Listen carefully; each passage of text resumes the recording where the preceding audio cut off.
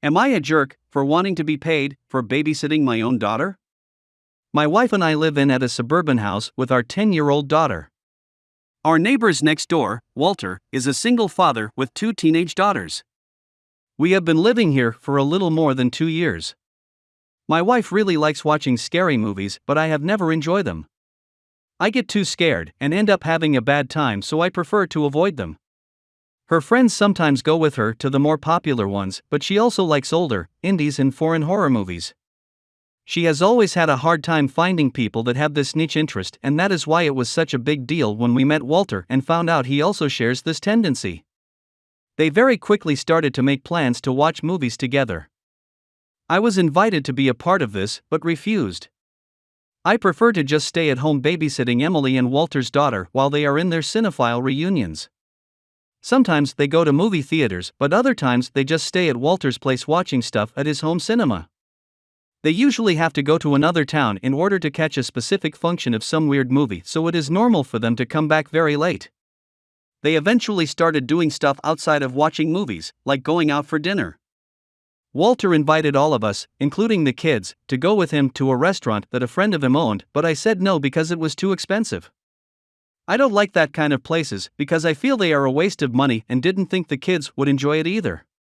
I insisted on staying with the kids and let the 2 of them go be themselves. This has become a regular thing, and it is in a way a good deal for me because Walter pays for my wife's dinner and she can't no longer complain about me not taking her to fancy restaurants. As both their movie and dinner nights had become so common, I have grown a little tired of the burden of constantly babysitting the girls. I talked to my wife and Walter about it, and he explained that he usually does not like leaving his daughters with babysitters. He says he is really comfortable knowing that they are being watched by an experienced father like me instead of some teenage girl. He nevertheless agreed that it was too much of a load for me and offered to start paying me a standard babysitter fee each time he goes out with my wife. I thought that was a fair approach to the issue, but my wife was fully against it. She says I should not be paid for babysitting my own daughter nor the daughters of a close friend of our family like Walter. We have been arguing about this, but she insists on this notion and it not open to change.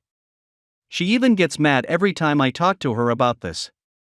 Walter promised me that he will convince her, but he does not seem to have been able to do so either. So, am I a jerk for wanting to be paid for babysitting all the girls? For our next story, am I a jerk for choosing my parrot over my stepdaughter's wedding?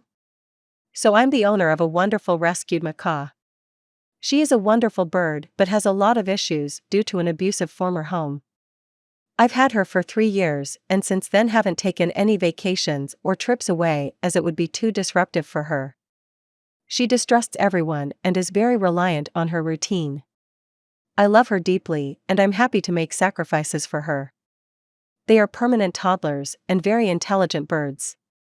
I met my husband by the time his kids were older. My stepdaughter was 16 at the time.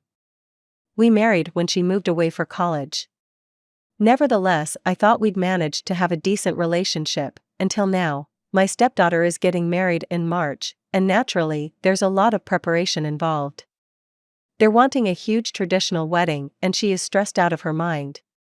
They live out of state, and she invited me recently to come visit her for a week to help make wedding plans and spend time with their 2 years old. I declined and she insisted to know why, acting very hurt, and I explained the parrot. Well, JT, all went downhill from there. She caused a massive fuss with her dad, saying she never got a mother figure and I never accepted her as my full-blood daughter, and this is the ultimate snub for a silly animal. That I'm cold and emotionless. I feel really hurt and I can tell he agrees with her even though he's refusing to take sides. But I don't see why I should be expected to take holiday time off work to babysit and bond all of a sudden, and I don't see how I'm a monster for this.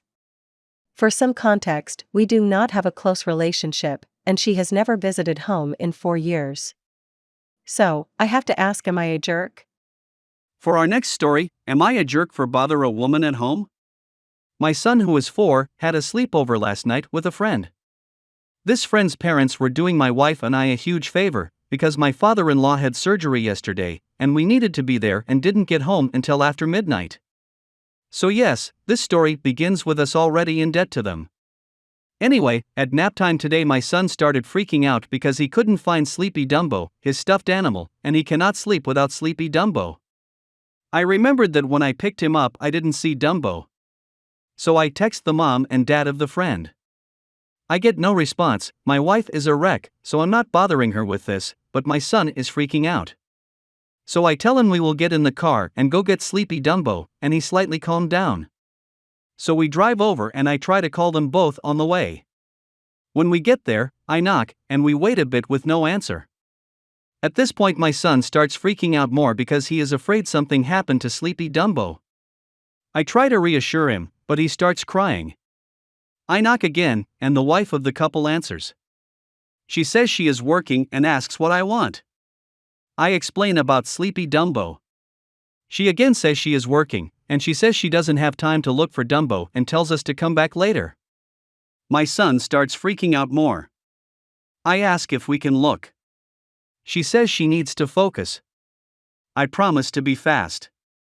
So, she lets me in. We get to his friend's room. Sleepy Dumbo is on the bed. My son gets him, and I hustle us out. I thank the mom, but she is glaring at me. On the way home he hugs Sleepy Dumbo the whole time. I remind him to be more careful with Sleepy Dumbo in the future, and at home nap time commences peacefully.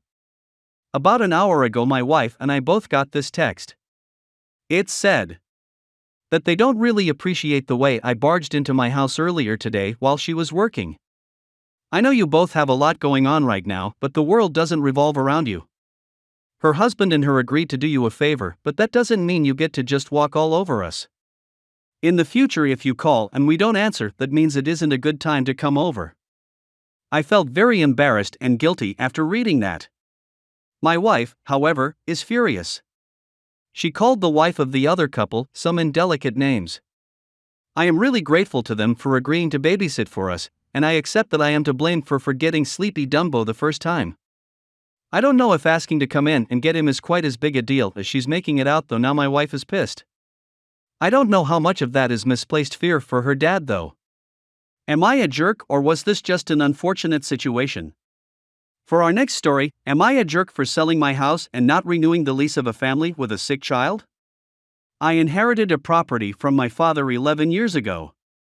For the past 5 years I've been renting the house to a nice family with a young child who is 5 years old. They've been great tenants and there haven't been any issues. A month ago I was approached by a realtor about selling my property.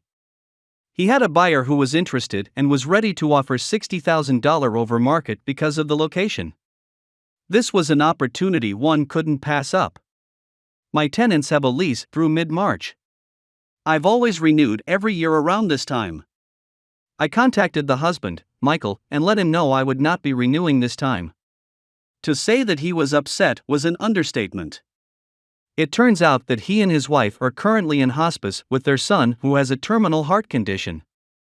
The doctors have given him a month or 2 to live. I knew the boy was sick, but I never knew it was so serious. Michael told me that there is no way right now that they can pack up the house and find a new rental in time. The hospice where they are currently in residence is over 3 hours away, and he thinks it's terribly unfair that I expect him to sacrifice any of the time he has left with their son in order to move. He called me a heartless sociopath. I suggested that they have a family member take care of the packing and finding a new place, but the only family they have around is the wife's elderly father. I'm not sure that I believe this because they are too young to only have one parent between them, and I'm sure there are siblings somewhere. I then suggested they hire a moving company to handle the packing and try to find a rental online, or possibly an Airbnb for a while. He claims he can't afford a moving company because of the son's medical expenses. I feel bad about the situation and realize I'm making things harder for them, but it's not my responsibility to take care of them. I've given them the legally required notice. My wife thinks that because of the money I'll be making that I should offer to pay for a moving company and an Airbnb after they leave the hospice. I don't want to do this because it would cost me a big chunk of the profit from selling the house, and again, their situation is not my responsibility. This is the risk people take when they rent. My wife is now giving me the cold shoulder. So, AITA for selling my house and not renewing the lease of a family with a sick child?